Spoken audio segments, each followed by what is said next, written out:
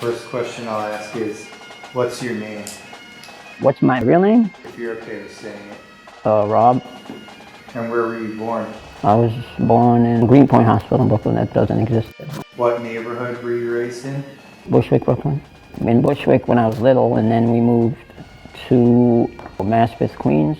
So it's close to Bushwick, but far enough away because my middle brother that's now dead, my mother didn't want him going to Bushwick High School and getting on drugs, like heroin, and I was like, all heroin was really bad at that time. So she was worried about that, so that's why she moved us. Then we moved to East New York from Maspeth, and I lived in East New York for a long time. It was me and my mother really moved from Maspeth in 1986 because my stepfather, really a boyfriend, but he's like my only real father. Like I had a father, but he just wasn't around. So we moved in with him because he owned the house in East New York, and where he lived was at the very end of East New York, where it's right before you get to Queens. It's literally right where the whole Goodfellas movie starts in the beginning, where the pizzeria, the cafe, and all that. Henry Hill lived on the block. It's a few blocks from where Henry Hill lived. And the frickin' house that I lived in, turns out that this guy named Vincent Asaro, Bonanno mob guy, he was involved with Jimmy Burke and tons of robbery and all that. But anyway, he lived in that house. His family lived in that house. It's like I knew Italians lived there because his freaking tomato patches wouldn't stop growing. He owned the house. That's why we moved there. So that's why we lived there, even though it was literally the worst place in New York to ever want to be. It was so bad, like horrible. I just watched the documentary, The 7-5 with Michael Dodd. That whole period when he was corrupt was the whole time when I was living there. That pretty much tells you how fucking insane it was. But it wasn't my world. I mean, I rode a skateboard and did graffiti. Where I lived was right before the hole. I live on Sutter, but the entrance was on 4 Bell at the time. So if you walk down 4 Bell to my other corner would be Blake Avenue. When you make the left, that takes you down into the hole because the street level is lower. But years ago, it wasn't like that. It was just street level. But they raised the streets up where my house was, but back down there, they didn't. So you go down, and to this day, there's just fucking water, like, on every other block. It's just like, it's like in the winter, it's fucking like Alaska. You're stuck on an iceberg and half ice, half water. And now in the warm weather, you're just in an ocean. The hole is just water. It's trucks, all types of vehicles parked there. It just looks like some crazy little third world country. And it's only a few blocks. It's just they never caught up with time. They're just the place that time forgot. First memories of graffiti were the subway trains, mainly Bushwick graffiti writers. That's who I'd see on the subway trains, because I'd be on those M trains and L trains and things like that. Became interested in graffiti mainly because of the subway train. It was, I don't know, it's just, you can't really explain how it is to see that in real life. The trains are barely in the station. They're stopping for like not even a minute. So they're just constantly moving, you know what I mean? So it's kind of like constant movement of names going by. It's weird, it's hard to explain it, but it just sucks you in, I don't know, and it sucked me in. My mother used to put me on the fire escape in Bushwick. We lived on Grove Street, right off of Myrtle. Right on the corner, the M train pulls out of Myrtle and Wyckoff Station. So she said that I would always be looking at the train and getting excited when the trains went by. That the colors of the trains going by when I was a baby and little, like in the first few years I was alive, she says that I would get so excited. Like either that or for the ice cream truck, you know what I'm saying? Like those are the only two things.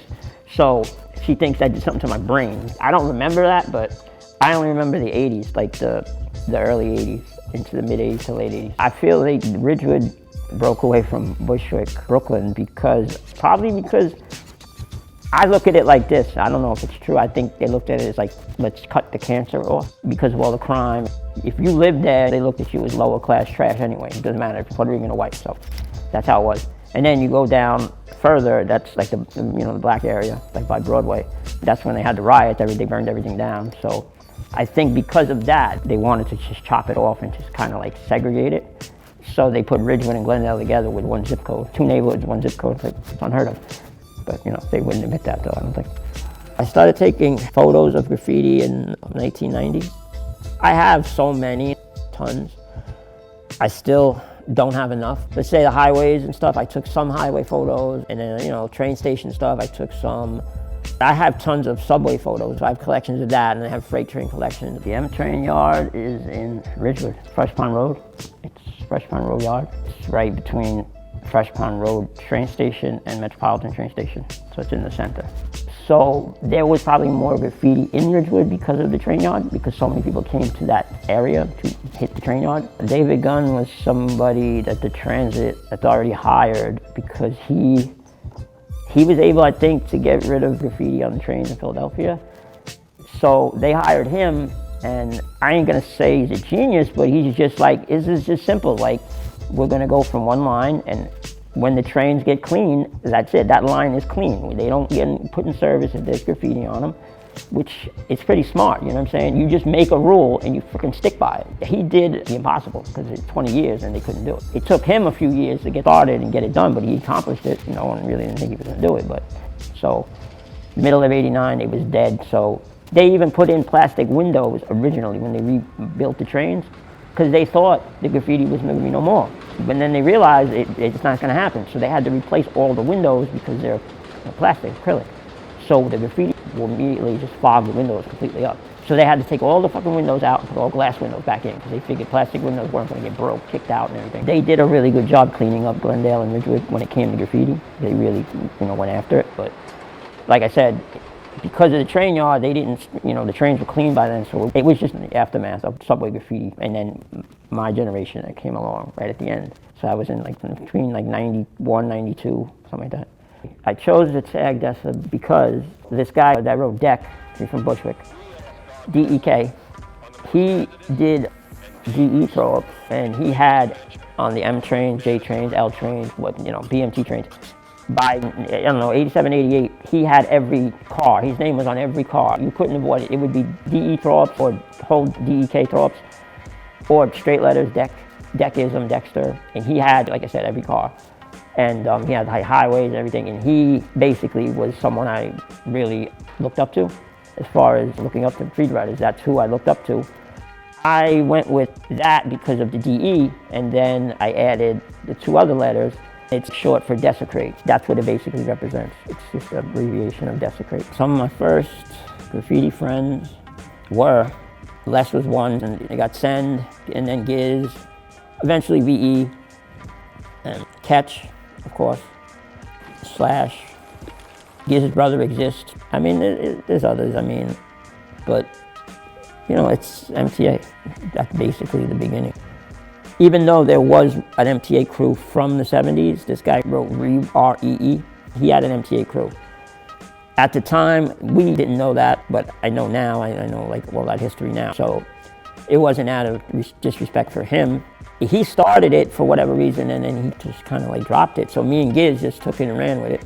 When you come up with a name, a definition, an acronym, most talked about, what can you come up with better than that? That's the greatest thing. Because that's what you want to be most talked about when it comes to doing this, or doing whatever you do. So those three letters represent most talked about. So that alone is kind of you can't get any better than that. Can you also talk about how it stood for must take acid? Well, originally, yeah, that's what it was in the beginning, because we took, I know I did, every other day I took acid. Forget it, took so much. We all did, so it made sense. We were teenagers growing up. But for me, I didn't drink until I was 16 or something like that, or 17. First time I started drinking, I didn't drink till then. And I didn't start doing drugs until that time. I started doing acid. I didn't even like to go to raves. I didn't like that music. It was like space alien shit to me. It didn't make no sense. But I would drink and then, take acid, smoke dust, and meth and stuff like that. That's what I did all the time for a few years. And then eventually I had to go to prison.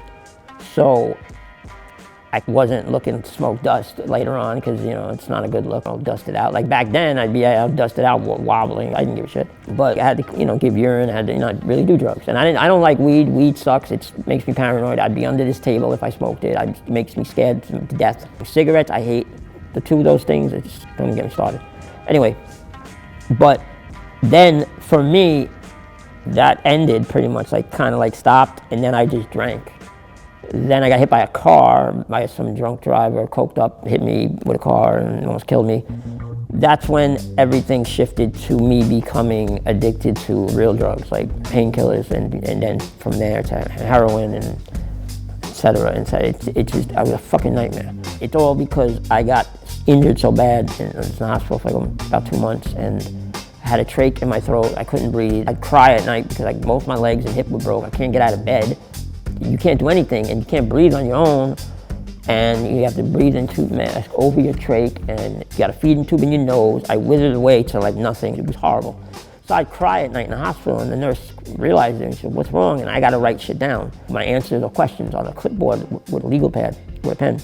And then I have this problem from having a traumatic brain injury, whatever the hell you want to call it, because I've had so many injuries, head injuries. You can't get the words from your head, even though I couldn't speak. I couldn't get them out onto paper. I wouldn't be able to get them out of my mouth either.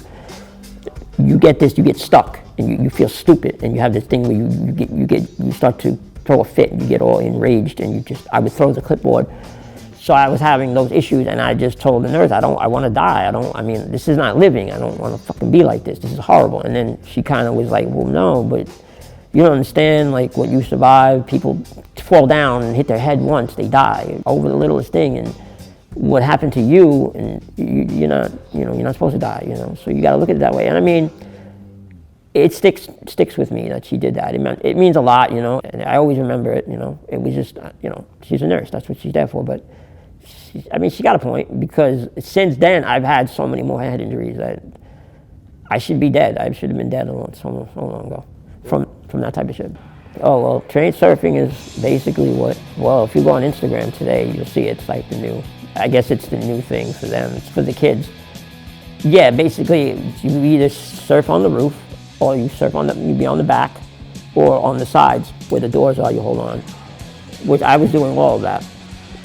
But the one day I was doing that in 1991 or something, actually on Fresh Pond Road train station. It was in the winter, so I'm doing it now. Instead of jumping off like sooner than when I should have, I stayed on longer. So now when I jumped off, I got to run more down the platform to slow myself up.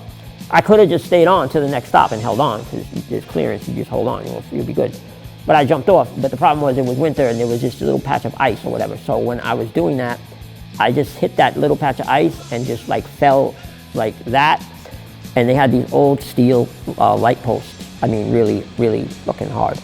So I just hit that shit. My head hit it, because I was going down. So I hit it, and when it hit, my head went that way, and my shoulder hit the pole, and I caught it like that, and I grabbed it and I hugged it. So I was able to stop myself from falling, and I pulled myself up on the pole, straightened myself out, and spun around, and I was holding the pole. And I think Giz was there, saying a few other people.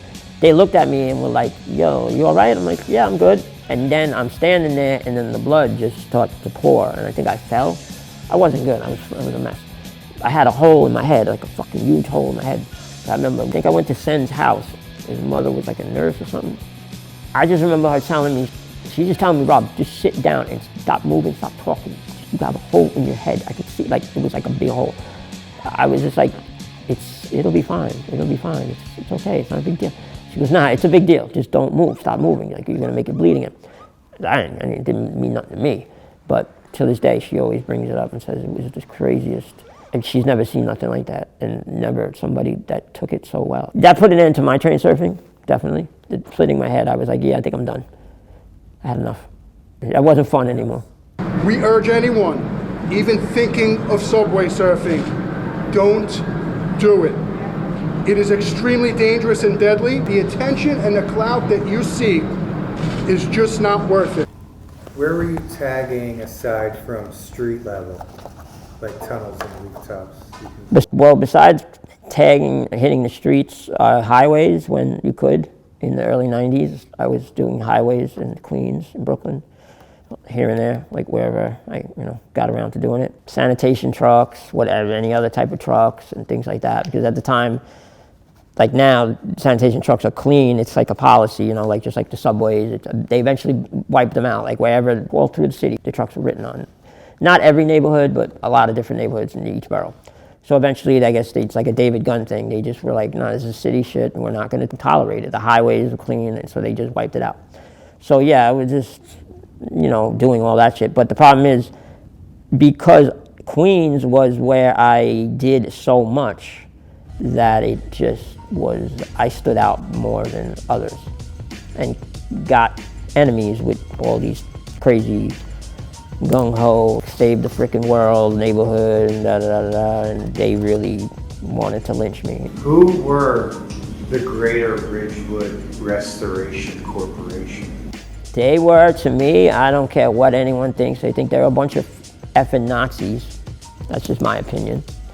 But they were a group, like I said that earlier, that they did a good job cleaning up Ridgewood and Glendale with graffiti, without a doubt. They were very dedicated. But then the problem is that they just took themselves a little too serious, you know, and that's when things, before I got arrested the first time and had to deal with them by doing community service, the whole shit came about because they wanted to catch me. You know, they had their own little civilian patrol in Glendale. They had like a vigilante civilian patrol. So, like I said, I stood out, my name stood out because, you know, Maspeth, Ridgewood, Glendale, whatever. I was a name that they wanted. So me and one of my earlier painting partners was TKA. Me and him had a fill-ins on this side of a building off Myrtle Avenue in Glendale. So we had fill-ins, black and white. So basically my friend came along in the daytime and seen them cleaning it. He was like, you know, talking to them, whatever, and then they stopped and they're telling my friend, because he didn't say he knew me, he was just inquiring, like, oh, I'd like to volunteer and all that. They gave him a card and all this bullshit. So this person, you know, he's really a pest. He's gonna come back and fix this, so we wanna be waiting for him. So he told me, and I looked at it, I was like, yo, are you fucking kidding me? So instead of doing it that night, I was like, all right, the next day, in the middle of the day, I fixed it in the middle of the day. So that fucked their whole shit up because, you know, that just put an end to their bullshit plan. But what happened was I took that shit as a challenge because I'm a teenager. I don't know, I'm stupid. All teenagers are dumb. They don't know anything. They had to give my friend the card. So now it's like, oh yeah, and I started doing, you know, stupid things and harassing them, you know, a campaign of harassment, like a wave of terror. And I ended up getting fucking jammed up over that, and they combined it with graffiti, and they just like came at me for graffiti and that. So it's like... Can you tell me what you said in the message you left on their answering machine? Well, it's funny because I never really remembered what I said, but I have the court papers. One of the things I think about, when I read it now, it's like, yeah, it kind of does sound a little like serious or crazy, because the one person I told him, yeah, I'm gonna shoot you in your fucking head. Basically, and for me to say, I was like, well, you know, I ain't got a fucking gun, I was 16 years old, you know? So it's like, I didn't remember, but now I could see, like, yeah, that don't sound like, that sounds a little ridiculous, a little serious. I think I was gonna burn down or blow up one of the other people's houses, anything that came to mind, a wave of terror like that. You know what I mean? They came at me, so I'm like, fuck them. They reacted just like any other John Wayne hero or Jane Wayne hero. They want to get involved, they want to save the world. If you do something to them, they scream police, and they made complaints. They basically were building a case on me. They were looking for me for more than a month, and they went to my brother's old address in Maspeth, where I used to stay with him. He didn't live there anymore, he moved to Middle Village, so he was in Middle Village and I'd stay there with him. So my friend that at the time lived next door, so they were sitting, him and two other friends were sitting on the steps. So when the detectives and the police, they came over and asked if they knew Rob, and he's like, yeah, we knew Rob, and he's like, oh, you see him? He's like, no, we haven't seen him in a long while, like, you know, since they moved, you don't come around no more. You know, so like immediately they left, so they knew where I was. I was in Glendale, I was by my friend Giz's house. I'm sitting actually on his steps in front of his house, and I see my three friends come walking, and I think they're going to the park on the corner. I'm like, well, what are you doing over here? We're like, looking for you. I was like, oh, what's up? He's like, dude, 2 detectives and 2 police officers were just at your brother's old house. I'm like, for what? For you? I was like, but for what? I don't know, but detectives in suits. Every day they would go out to Glendale, to Maspeth, the Middle Village, all the neighborhoods, Ridgewood, to the parks and all these places looking for me. So I'd have all these people that I know saying, yo, the detectives. And it got to the point like, I know this, I know. And back then you had pagers. So the closest phone, like the regular, I don't know, was it New York telephone bell, whatever the fuck it was, not those bodega phones, the phones that we can bring back, or whatever. There was a YMCA across the street, I think it's still there, from this precinct. I would go to the YMCA to use that phone to like call people and to have people call back that number, you know. So it's across the street. And I know they're looking for me, so I know they obviously can't fucking find me because I'm literally in front of the precinct, up the block from the precinct, around, or every fucking day, every single day. It's not, I'm not even exaggerating. So this one particular day, I see the 2 cars, police car, and the detective car following. And I already knew the cops in the police car. So I seen him and I seen the detective following. I was like, oh man, just like people explained, you know, the two cars. And their tour just started in the afternoon. And I was like, oh fuck. So I just stepped off to this girl's house to go to, you know, get in the house. So as I did that, you know, they passed and they didn't really see me. They didn't know who the fuck I am. So I went up and some fucking kid, this kid yells my name. So they stop. And the detective gets out the car, goes on the sidewalk and gets in this kid's face, like screaming at him, you think you're a fucking funny, you're a fucking wise ass? So this kid doesn't know what the fuck the guy's yelling at him for. But this has been going on for weeks, so people have been doing that to them, fucking with them. So this kid doesn't know that. And then he's like, no, I'm calling him. He's like, why are you calling him? He's like, he's right there. And I see him turn and look at me, and I'm banging, kicking the door. And he comes into the street and he's like, come over here. So he's like, what's your name? I was like, I think you know my name. And he's like, come over here. And he dragged me over to the car and the other cops got out and they cuffed me and they put me in. It was like my worst nightmare. That's how they caught me, 6 fucking weeks, and I wasn't more than 4 blocks away from them every fucking day. Don't even ask when I was in the precinct. They were asking me, I rode on the police vans, you know. They wanted to know when I did it or where I did it. And I said, what do you mean where and when? And I pointed, you know, out the window. Because we're on the 2nd floor where the detectives are upstairs. So I pointed, you know, out the window, meaning out front. They were like, wait, you rode on our vehicles in front of the police station? I'm like, yeah. And he goes, at night? Or I was like, night? I don't know, I rode in the fucking middle of the day. What the fuck are you? Like, I don't have to do it at night. And they look at each other like oh, like they couldn't believe, like you've been looking for me for how fucking long? I've been right where you caught me for fucking this whole time. I don't fucking care what that, you know, your police vehicle. It's like, it ain't no, you know, it ain't doing it because I want to be that disrespectful to you. It's a police vehicle. It's a van. I didn't ride in the cars, I run in a van. What's the big deal? Not even like regular vans, like different type of police things. Made a big deal about it. Big deal, it's just a van. It's nothing more, never be nothing else, just but a van. And then they ended up charging me for all of that, like, I don't even know the names. Well, the criminal mischief for the graffiti cases they got me on. Then they had, I forgot the term of what it's called, to harass and threaten over the phone. I got the paperwork, I forgot. It ain't menacing, it's some other shit. But I was charged with a few of those counts as well. Like, they really like overcharged me, prosecuted me. They were trying to send me away for like a year. That was like my first real arrest. So they're trying to send me to jail already, you know? But I guess someone was intelligent and be like, well, he's a kid, let's pretend we're giving him a break, because he's not gonna stop, because, you know, he's at this age, he's already in the middle of this, he's not gonna stop, so we'll give him probation. So basically, we're gonna trap him off, and he's gonna go to jail anyway after that. So that's what they did, and then within a year and a half, I got locked up again. Can you tell me the story of your second arrest in October 1993? The second arrest that I had, after the first one with the threatening and harassing and blah, blah, blah calls, and then the graffiti charges they hit me with, they gave me probation, misdemeanor probation. It was a felony, they dropped it to misdemeanor and gave me 3 years probation. And then within a year and a half, I got arrested. The night it happened, like, we were hanging out up on the Fresh Front Road train station. We'd hang out up there. When it was cold, we'd hang out where the token booth is, but like on the other side of the turnstiles, it was like the heater thing and the bench. We'd hang out there. And if it was decent weather, we would just be up on the station or the mezzanine area, whatever. But this night it was raining, so it was the same thing, get out of the rain. And one of our friends stole a box of pilot markers. So he basically gave out a box of like all the colors, like the 4 different colors. So he gave everyone a pilot. It's like giving out cigars. So we all just had pilots, and we were on the train, and we were riding on those cars. I mean, we destroyed the cars like bad. Like it was me, Giz, Send, VE, Giz's brother, just, and then other friend Den, and then a lot of other people that wrote, but just wrote at the time, you know. There was just a lot of us, you know. So we really fucked these cars up pretty bad. Eventually, they called it in, you know. And what happened was, we were on the trains, we were coming back from Bushwick, we'd take it to Maryland Broadway. So I left the one car, so I went into the next cars, I seen someone I know, and I sat with them, and I was talking with them. So when we got to Fresh Front Road, where everyone was supposed to be getting off, I was going to get off, and I noticed they got off the stop before. And then I went back to Fresh Front Road, which when the train pulled in, I didn't get off, because I knew they got off the stop before, and I thought they were still on the train station somewhere.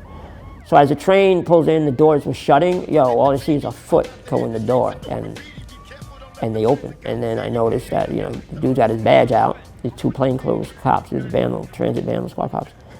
So that train wasn't going anywhere. He stepped in the train, and they saw me, and there was this dude sleeping at the other end, like a homeless guy.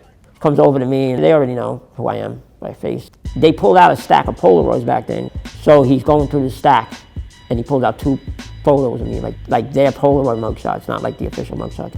And he's like, "Bam, that look familiar?" I'm like, "Yeah, it looks a little familiar." And he showed me another one. I was like, "All right." So they cuffed me up, and they found like one of the markers on me. Then the greatest thing was they're asking this fucking guy sleeping. "Oh yeah, I seen him. I seen a few others, a bunch of them." And da, da, da. Then they fucking took me to the last stop. They took me down to the car, and on top of that, I was on like a bunch of hits of acid, so I was I was a mess. Everything was melting. I was like out of my mind. So they put me in the car, cuffed. So now everybody that got separated from me walked from the station they got off before over to that station. So they come walking up. They have no idea, and then they see them all, and they're like, "Oh," and they start searching all of them. So they took a bunch of them, like VE, Giz, like his brother, Sen, whatever. The only one the token clerk ID'd was me on that station and Giz. So we were the only 2, but I was in the car cuffed already. And then they put Giz in the car, they cuffed him, put him in the back seat with me. They went up, they took, one cop was up, and they took, 2 of them took one up, took another one up, so they're both up there. So I'm just like, I kind of was with my hands like this behind me, so I situated myself sideways, and I start trying to kick the window out, because I'm trying to get out the fucking car and just disappear and get home, because my brother would cut the cuffs off me. He might have even had a key at the time, because he was a criminal himself. And Giz was like, "Yo," he looked at me with the look in his eyes, like, "Yo, what are you doing, dude? We're gonna get in trouble. Don't do that." I was like, "Yo, dude, I am in trouble, man. This is serious." I was kicking this window so hard with both my feet, it would not break. Then the cop was coming down the steps, and then there used to be a long ramp. He saw from the steps what I was doing. The whole car was shaking. He flew down, opened the door, and ripped me out the car onto the ground and shit. And basically, they took us to the next stop because the conductor had to ID us. He didn't ID Giz. But what they did was they were like, "All right, we're just going to call your parents and tell them what you were doing, blah, blah, blah, and let you go." They let him go. They let everyone go because they wanted it all to fall on me. Because like I said earlier, I was a fucking real pain in the ass. I admit it. Mona, the Vandal cop Mona, I would torment him, write his name all the time on the train. So yeah, I was annoying. When this happened, it was like, okay, now we got him. And the fucked up thing is they got me for the shit from that night, but there was the night before, I rode on some of the trains, and at the last stop, there was just one sitting there, and I had like a little bullshit black marker. I just did little throw-ups on the outside of the train, just little ones, like just walking down, They were still in service the next whole day. It was like rolling around. So they charged me with that. They charged me with other shit I had in the station from like a year or 2 before. This time it was an E felony. So going to court in Queens, criminal court on Queens Boulevard. First there, and then a few months go by, and then we're in court one day, me and my brother, and we're done, and we're leaving. And he's just upset, and he's just telling me, indicted, fucking indicted. That means you're not going to jail. They're going to send you to prison. That means not months, it means years. I'm like, "You mean plural, years?" Like, he's like, "Yes, years in state prison. It's serious." I'm like, "No, they don't do that." He's like, "Yeah, they're going to do that to you because you've been indicted. So now it's like you go to trial or you take a plea deal."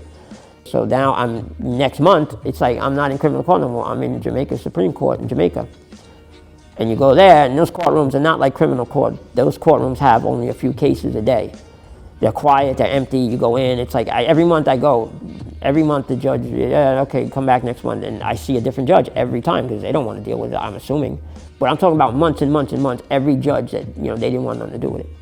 Annoyingly, they named me in the newspaper $1 Million Vandal. So that's what they dubbed me. Okay, we want to send him to prison for graffiti. It's kind of stupid, so let's do this. Okay, he's got to be bad. He's on the front page of the newspaper. He's got to be, what I'm saying? He must have done things other than that. Nobody gets on the front page of the newspaper for nothing. Yeah, but I'm laughing at it because that photo was from the arrest before that when I was 17 at the time for the harassing bullshit and the graffiti. But it was for like these 2 photos, one from each of a local Queens paper that basically, the one paper covered Queens and other little papers probably picked up their stories too. They were around for a long time. They basically had those photos, the 2 photos. And when I was being walked out, I was like, "Yo, hold up, let me take my picture." So I started smirking, and then I'm smiling. People were like, "Why you did that?" I was like, "Because I couldn't stick my middle finger up, so I was handcuffed." So that's why I did that. I wasn't going to duck my head. To this day, they still want to try to run with that, like when a problem arises, like, "Oh, but you're the man." It doesn't exist. It's not real. It's a fucking fairy tale. It's an urban legend. It's bullshit. Nothing. Nonsense. They still try. But yeah, they hit me with that, and it's like, and then in court, my lawyer one day flipped the fuck out. And then even on MTV, who the fuck was that guy on MTV? I forgot his name.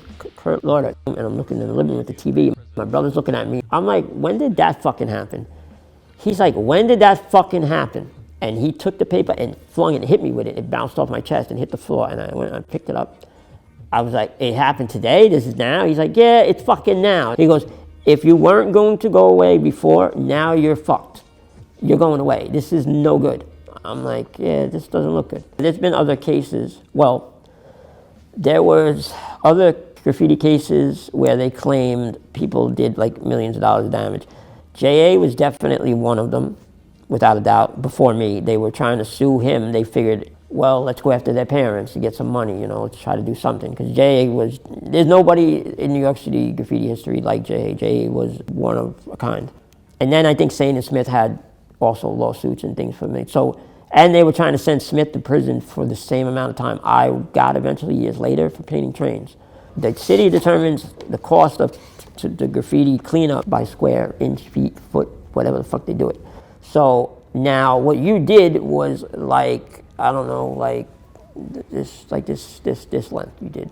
I did, let's say. So they go by that. So, and if it's more than $250, it's a felony. If you break car windows or something, it's more than $250, it's a felony. No matter what type of criminal mischief destruction you do, it's a felony when it goes over $250.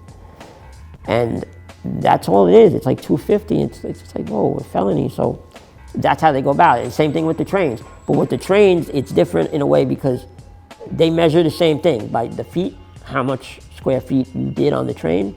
But they also add how much it costs for the steel wool, let's say they're going to use, if they're going to use steel wool, right? Now they use rollers actually to clean the trains. They dip it in the cleaner and they roll it on, and it just like, comes down, and they use the pressurized shit to spray it down, and it gets it all off. But basically, they go by what the supplies cost. Then they go by whatever else they need, whatever things they need to actually clean that. They go by, okay, what is the case of that cost? So all these things. Then how much does it cost for each person, people, how many people that they figured gonna have to clean that? So if it takes 3-4 hours, what do they get paid an hour? They throw that in the mix. And then, then they throw in, okay, that train's now taken out of customer service, so it's not generating any revenue. They throw that in. So they throw all this fucking nonsense in, and it escalates the fucking price to be, it starts like going off in like crazy directions. That's how they do it. So this Glendale Civilian Observation Patrol and Greater Ridgewood Restoration Corporation, were they attending all of your court hearings?